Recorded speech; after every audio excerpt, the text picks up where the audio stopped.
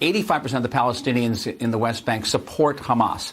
So you put a Palestinian government in, say, Ramallah, in Gaza, it's going to fall to Hamas in a matter of days.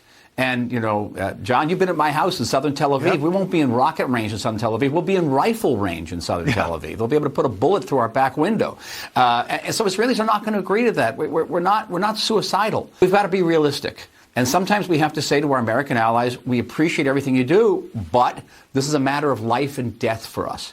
It's a matter of life and death to finish the war against Hamas and restore our security. Without that, we simply cannot survive.